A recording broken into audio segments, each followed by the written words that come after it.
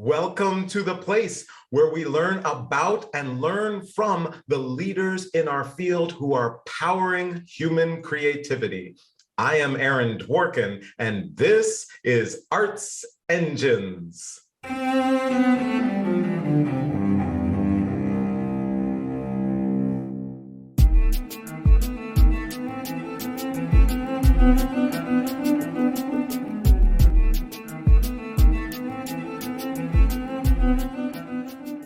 Thanks again for joining me here on Arts Engines.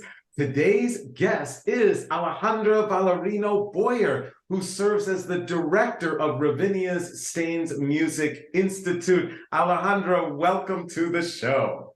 Thank you so much for having me, Aaron. I'm so happy to be here. Well, I am so happy to have you on the show. In addition to this incredible leadership role that you have at Ravinia, I also have had the honor to be able to get to know a host of your work in the past, and especially as a Sphinx lead participant. And so it's just been amazing to see your impact in the field. So I'm really excited to have you on the show and talk about some of these aspects of Ravinia, who is, of course, one of our great creative partners and helped us to co-curate for this show. So it's great to have you here.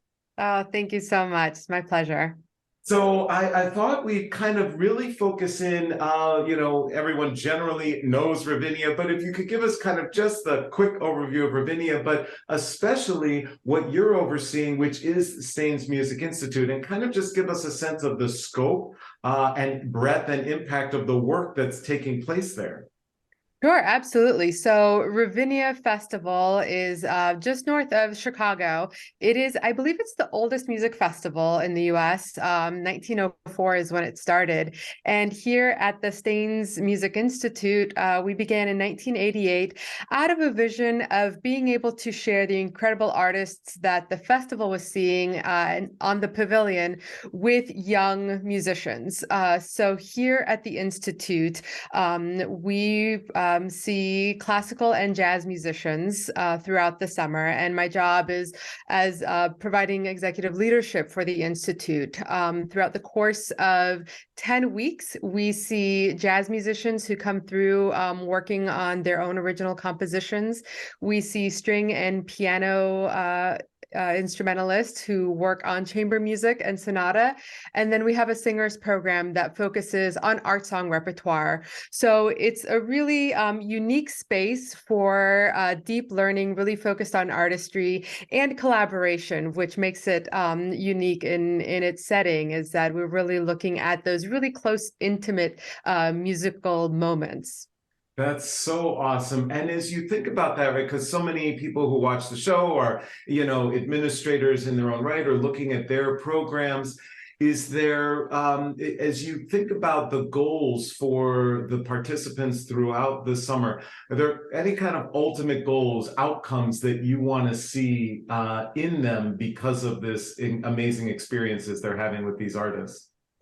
Yeah, absolutely. I mean, I think this might sound a little too vague, but I think it's true. And I think it's about that artistic growth for each of the artists, right? And that looks different for each one, because though they're all coming in executing at a really high level, they each have their own field and area in which they're growing. So the number one thing for us is to ensure that any artist who comes through our door from day one, that by the time they leave, whether that's on day 8 or I don't know, our piano and strings program runs 4 to 5 weeks, that they have found something within themselves, who they are as an artist, that has allowed them to grow so that they can continue on to their next step, right?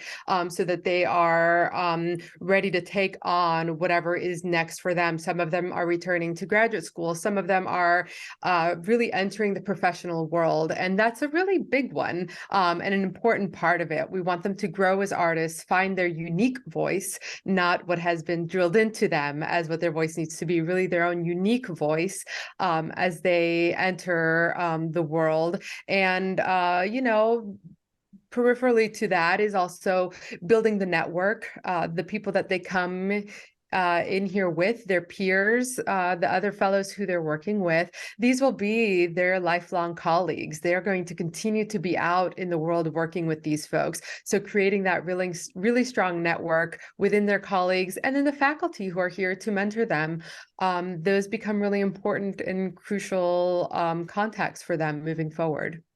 Absolutely. And all of those key things, I loved how you were talking about too, finding their voice, right? Rather than someone say, Yeah. here's your voice, et cetera, but finding their voice. And then of course that network, both peer and mentor network that they're already developing at a young age. That's fantastic. And so especially, so a key part of that, it's how you have the jazz components, all that, and voice, but you have the strings and piano, and you have some new incoming leadership involved in that. Would love to be able to learn a little about that. Absolutely. Well, I'm so delighted to share that we will have Midori joining us as the artistic director for our piano and strings program. She succeeds Miriam Fried, acclaimed violinist who has been leading this program for the past 30 years.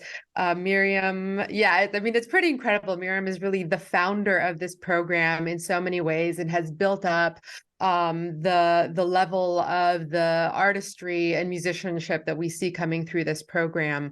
And what's really exciting now is we're at a really great point, at a really pivotal point for the Institute and for Ravinia as a whole to start looking at what is needed in this next generation of musicians. What can we offer and supplement for these young artists who are coming through, so that we are ensuring that they have what they need, or at least have a connection and understanding to what they're going to see moving forward once they come out of here. Just personally for me, my favorite thing is for people to be able to go forward and have work, and be able to do their work the best way that they can. And so that's part of what we want to make sure that we're starting to set up, knowing that the world has changed pretty drastically for musicians. And how can we start to make some changes within our program and our curriculum that still keeps that artistry at the center of it, but understands that there's so much more happening around. How can we help support that for these artists as they move through their careers? That is just fantastic. And of course, Midori, one of the, iconic leaders in our field, and been able to partner with her in the past in a number of ways. So that is so great and exciting for the program, and of course the impact on so many people and a community. So unfortunately, we are running a little bit short on time, but I always like to ask of all of my guests, right? You have all of this incredible breadth of programming that you're overseeing. And again, the impact is so important. So many people involved in coordination. There has to be some tough days and days where it's like, there may be obstacles that are insurmountable.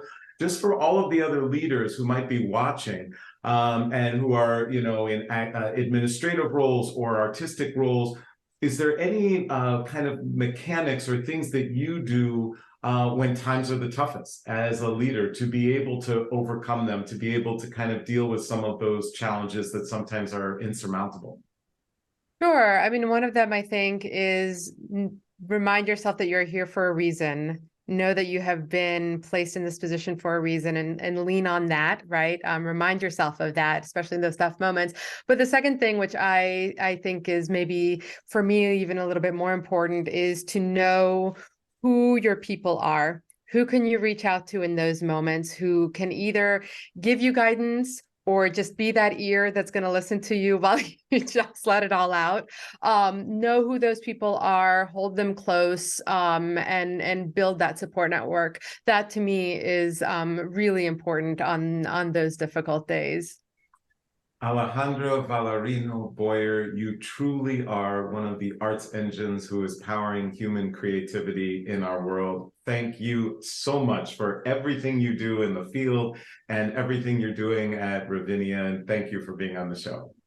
Thank you, Aaron. I really enjoyed it. Thank you.